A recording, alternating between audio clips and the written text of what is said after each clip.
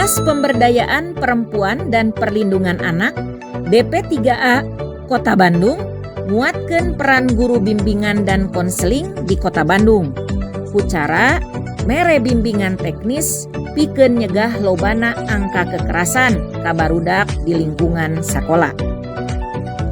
Kepala DP3A Kota Bandung, Ibu Uum Sumiati netelakeun yen kagiatan ieu teh dilaksanakeun pikeun mere pemahaman anu leuwih jero ngeunaan pencegahan jeung penanganan kekerasan ka barudak, khususna di lingkungan sakola.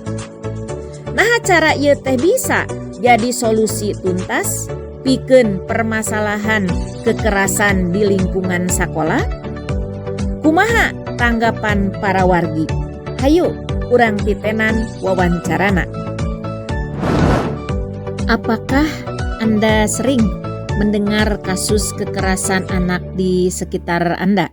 Sering banget dari media sosial, terus langsung kejadiannya. Pernah, walau tidak sering seperti itu di lingkungan saya. Dinas Pemberdayaan Perempuan dan Perlindungan Anak DP3A Kota Bandung memperkuat peran guru bimbingan konseling dengan memberikan bimbingan teknis untuk mencegah tingginya angka kekerasan terhadap anak di lingkungan sekolah.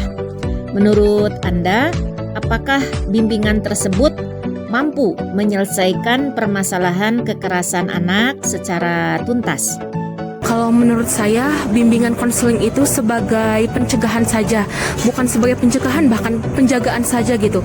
Jadi nggak bakalan bisa nuntasin kasus kekerasan anak secara tuntas. Nggak terlalu sih, mungkin karena akar masalahnya mungkin kalau nggak diperbaikan masalahnya gitu, percuma ada konseling gitu. Menurut Anda, mengapa saat ini banyak kasus kekerasan anak di Bandung?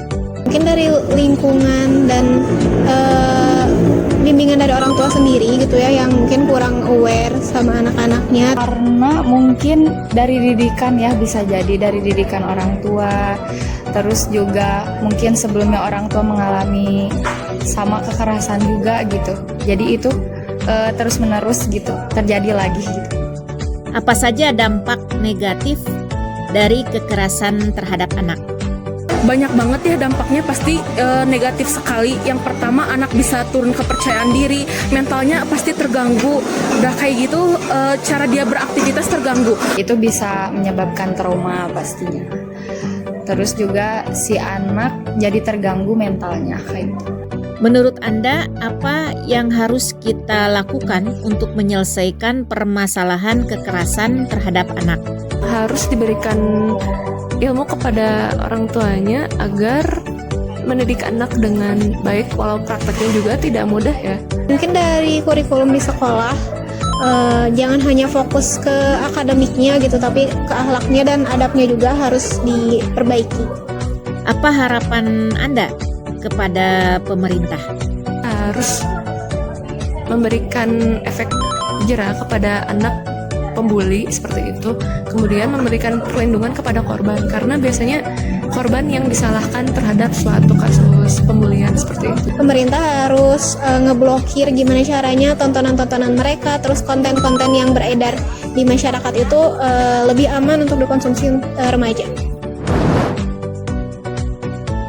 Usaha ti guru BK wungkul nyatana teu ngajadikeun barudak ngajauhan tina kabiasaan kekerasan di lingkungan sakola.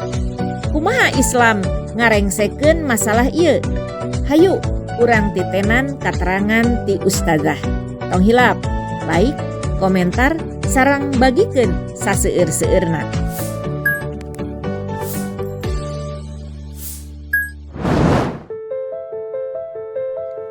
Jaringan Pemantau Pendidikan Indonesia atau JPPI mencatat terdapat 573 kasus kekerasan di lingkungan pendidikan pada 2024. Jumlah tersebut mengalami peningkatan yang tinggi dibanding dengan tahun 2023 sebanyak 285 kasus. Pantas saja Indonesia berada di posisi kelima tertinggi dari 78 negara yang paling banyak mengalami kasus kekerasan. Pasalnya, kenaikan kasus yang terjadi sangat signifikan. Kekerasan di lingkungan pendidikan merupakan hal yang sangat memprihatinkan. Sekolah harusnya menjadi tempat mendidik anak hingga menjadi sosok yang berkepribadian baik. Namun saat ini, anak justru mendapatkan hal-hal yang buruk di sana. Kondisi semacam ini harusnya menghantarkan umat, khususnya para praktisi pendidikan, pada sebuah pemikiran bahwa akar masalah tersebut terletak pada asas pendidikannya. Kurikulum pendidikan sekuler membuat generasi jauh dari agama. Akhirnya, mereka jauh dari fitrahnya sebagai manusia yang harus taat dan terikat kepada aturan Allah Ta'ala. Pola pemikiran mereka pun diisi dengan thaqafah barat yang hanya mengedepankan kepuasan dan pelampiasan tanpa melihat batasan syariat. Jadi wajar bukan jika tren kasus kekerasan di sekolah semakin meningkat? Asas sekularisme telah mencabut nilai-nilai moral dan agama. Asas ini akhirnya melahirkan liberalisme yang mengagung-agungkan kebebasan, termasuk kebebasan bertingkah laku, sehingga aturan agama semakin terpinggirkan. Di samping itu, sudah menjadi rahasia umum bahwa media liberal pun menjadi corong semakin tingginya kasus perundungan.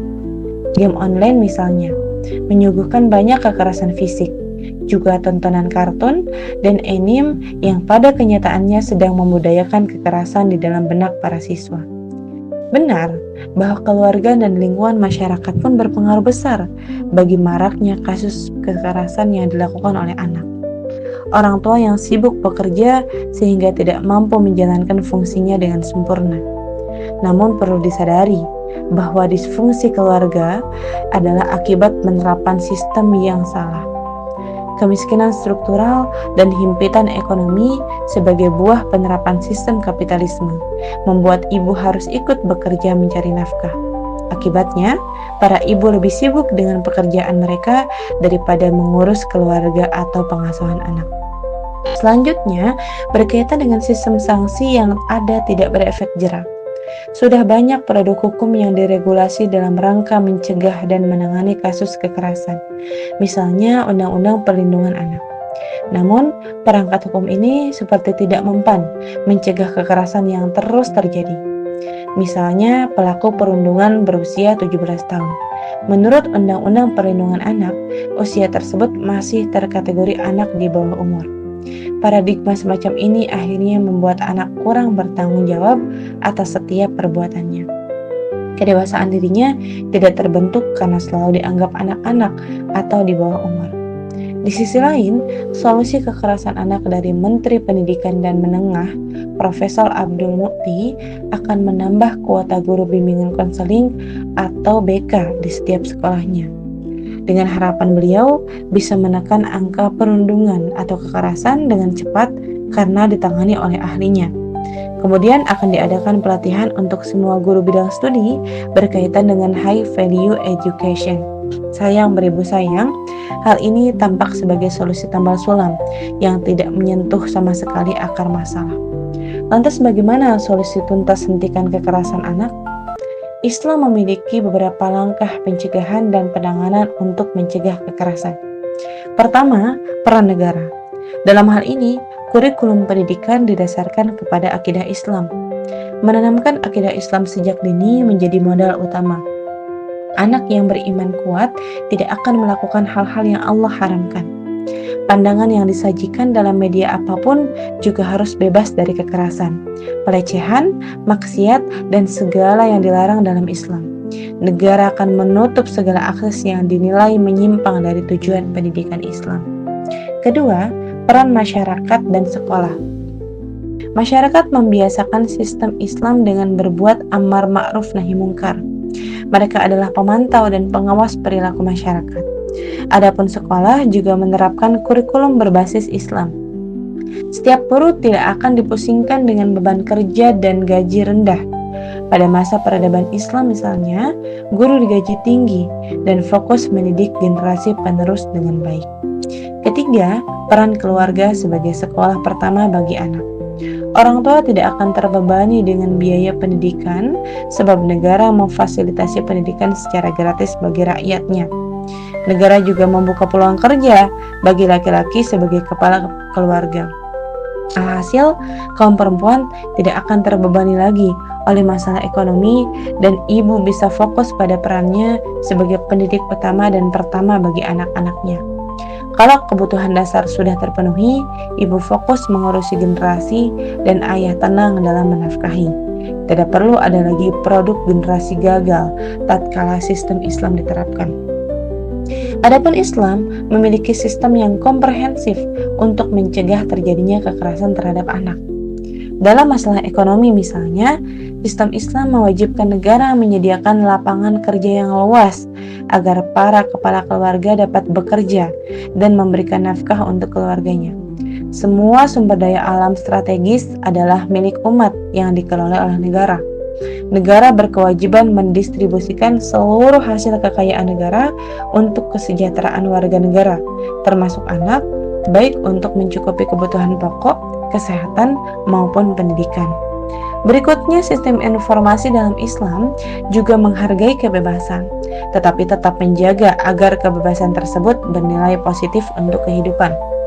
Media massa, internet, dan sarana-sarana penyebaran pemikiran serta informasi dibatasi hanya boleh menyebarkan hal-hal yang sesuai dengan ajaran agama dan bernilai produktif bagi umat.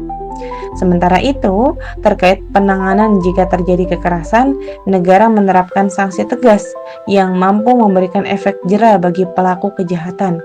Tidak ada perbedaan antara pelaku kekerasan remaja dan dewasa. Dalam Islam, tidak ada istilah anak di bawah umur. Ketika anak sudah balik, ia menjadi mukallaf dan sudah menanggung segala konsekuensi taklif atau beban hukum yang berlaku dalam syariat Islam. Dalam sistem Islam, siapapun yang sudah mukallaf, jika melanggar ketentuan syariat, ia harus menanggung sanksi yang diberikan. Mereka akan mendapat pemahaman mengenai fase usia balik terkait tanggung jawab, taklif hukum, serta konsekuensi segala perbuatannya. Oleh karenanya, kekerasan hanya bisa dihentikan dan diakhiri dengan mengubah paradigma pendidikan serta menerapkan sistem Islam secara kafah. Ini karena Islam memiliki lapisan pelindung terhadap kekerasan, yakni akidah, syariah, dan sistem sanksinya.